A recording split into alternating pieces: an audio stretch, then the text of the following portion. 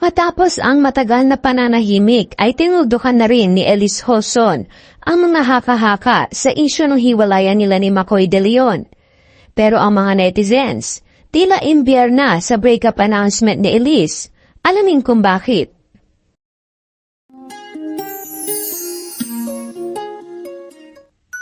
Sa latest Instagram post na Elise ay ibinahagi nito ang kumpirmasyon ng kanilang hiwalayan ni Makoy.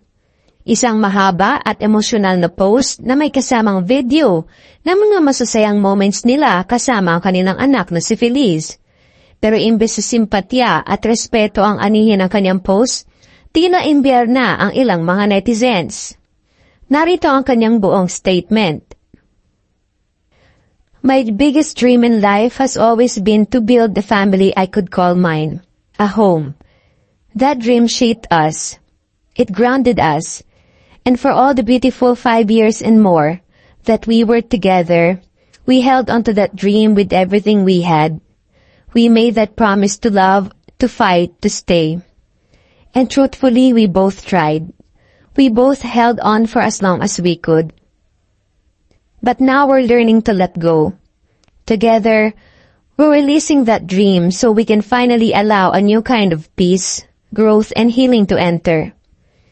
And letting go doesn't mean we failed, because what we had was real, and it gave us the greatest gift, our Feliz.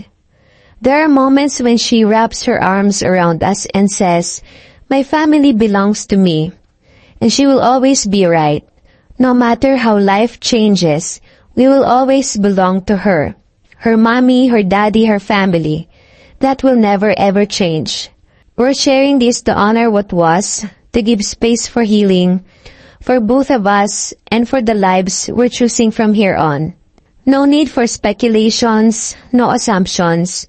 This wasn't easy for either of us. We simply ask for kindness and respect as this story and how it's remembered may one day shape what our daughter believes about love, family, and letting go.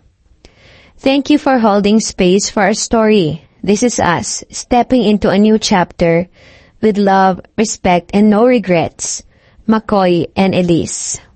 Samantala, ang mga netizens naman ay tila sawa na sa paulit-ulit na hiwalayan at pagpo-post ng breakup announcement ng dalawa.